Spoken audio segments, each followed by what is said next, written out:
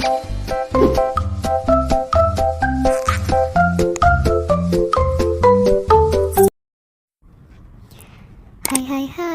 welcome back to my YouTube channel.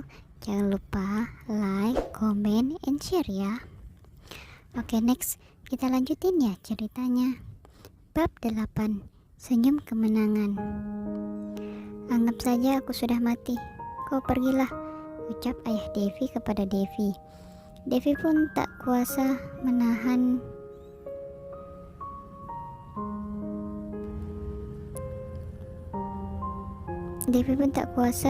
tangisnya.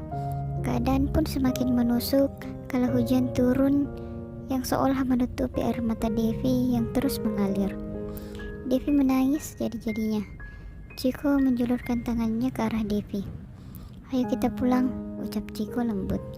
Devi pun menatap Chiko. Kenapa kau tega memisahkan aku dengan ayahku? Kini hidupku sudah tambah hancur berantakan, teriak Devi kepada Chiko. Devi merasa ia sudah tak ada gunanya hidup lagi di dunia ini. Ia pun memukul Chiko dengan kedua tangannya. Namun Chiko hanya terdiam melihat Devi. Devi lalu berlari menuju Chiko. Namun Devi pun beranjak berlari menjauhi Chiko. Namun tiba-tiba ia terjatuh tak sadarkan diri. Chiko yang melihat Devi terjatuh dengan cepat berlari ke arah Devi. Kemudian menggendongnya menuju mobilnya untuk kembali ke mansionnya.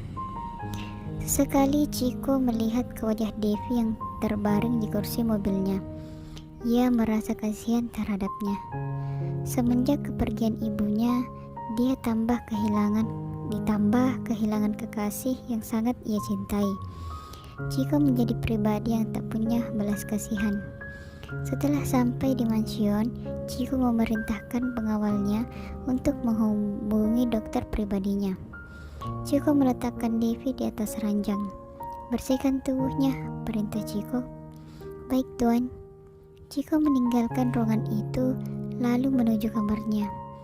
Ia berendam di bathtub seraya mencoba menenangkan pikirannya. Ia memikirkan bahwa besok ayahnya akan memaksanya untuk menikahi Priscilla. Setelah selesai, seseorang pengawal datang menemui Chiko. Maaf tuan, Nona Devi sudah sadar, tapi dia tidak mau makan, ucap pelayan itu kepada Chiko. Chiko pun bergegas menuju kamar Devi. Tinggalkan aku sendiri, teriak Devi keras. Nona berhentilah menangis, bisa-bisa Nona sakit jika Nona nangis terus, ucap pelayan itu. Pergi, tinggalkan aku sendiri. Tubuh Nona sangat lemah. Ayo Nona makan sedikit saja, bujuk pelayan itu. Aku bilang pergi, teriak Devi sambil melempar bantal ke arah pelayan itu. Chiko yang sudah berdiri di depan pintu. Tinggalkan kami berdua, perintah Chiko kepada para pelayannya. Mau apa kamu? Pergilah, aku ingin sendiri, teriak Devi. Kau lupa ini di mana? Ucap Chiko datar. Baiklah, aku yang akan pergi, ucap Devi, kemudian bangkit dari tempat tidurnya. Kau tidak bisa pergi dari sini. Siapa kau seenaknya melarangku? Aku sudah membayarmu, jadi sekarang kau adalah milikku, ucap Chiko menatap tajam ke arah Devi. Devi terdiam ketika mendengar perkataan Chiko, lalu melanjutkan tangisannya mengingat ayahnya. Hei, diamlah, ucap Chiko menenangkan Devi. Hiks, tangis Devi membuat Chiko luluh.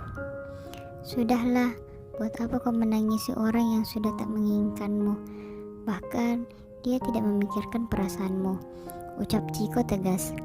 Sekarang makanlah dulu, nanti kau sakit, ucap Chiko sambil menatap wajah Devi yang terlihat berantakan sambil menyuapinya makan.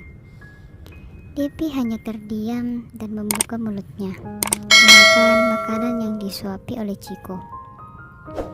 Setelah selesai, Chiko memberikan obat dari dokter kepada Devi. Setelah beberapa saat kemudian, Devi pun tertidur dan Chiko pun meninggalkan kamar itu, kemudian memanggil pelayan untuk menjaga Devi di kamarnya. Kini hari telah berganti. Chiko berangkat menuju perusahaannya. Saat hendak keluar, terdengar suara keributan dari arah ruang tamu. "Ada apa itu?" tanya Chiko kepada pengawalnya. "Anu tuan, Tuan Giovanni datang bersama Ibu Fiona," ucap pengawal itu gugup. "Ah, mengapa mereka datang sebegini?" ucap Chiko yang mulai merasa marah. "Mau apa lagi kalian?" tanya Chiko datar. "Kami ingin menagih janjimu," ucap ayahnya. "Kalian ini mengganggu saja, urus saja kehidupan kalian sendiri," ucap Chiko menatap tajam. "Aku ini masih ayahmu, harusnya kau mengikuti perintahku. Dan lagi pula, bukankah El Drago Chiko Giovanni tidak pernah ingkar janji?" ucap ayahnya berusaha menunjukkan kelemahan Chiko. "Pergi kalian, atau aku akan memaksa kalian keluar," ucap Chiko. "Sayang, sudahlah, ikuti saja keinginan ayahmu," ucap Fiona.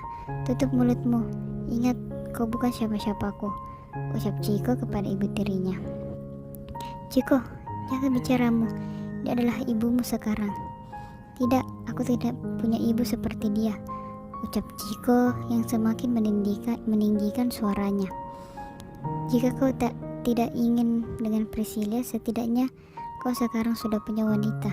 Sekarang mana wanitamu? Kau tidak punya kan?" "Maaf, Om, Chiko tidak akan menikah dengan siapapun karena kami sudah menikah. Aku adalah istrinya," ucap Devi yang membuat semua orang kaget. Flashback on. Devi terbangun dari tidurnya, kemudian ingin berjalan-jalan keliling mansion untuk menghirup udara segar. Tiba-tiba ia mendengar keributan di ruang tamu. Ia bertanya kepada pengawal Chiko yang kebetulan ia temui saat hendak berkeliling. Pengawal itu pun menceritakan semuanya sehingga Devi sekarang mengerti dan menyetujui untuk menjadi istri kontrak Chiko. Flashback off. "Siapa kau?" ucap Fiona.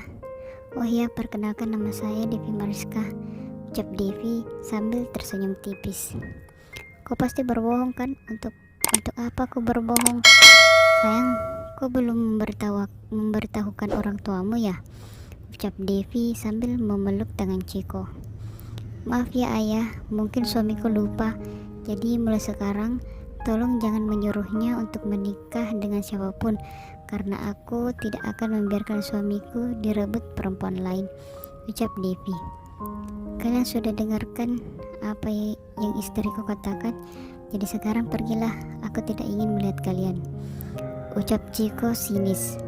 Setelah itu, Chiko pun beranjak ke lantai atas sambil memegang erat tangan Devi dengan menunjukkan senyum kemenangannya. Terima kasih.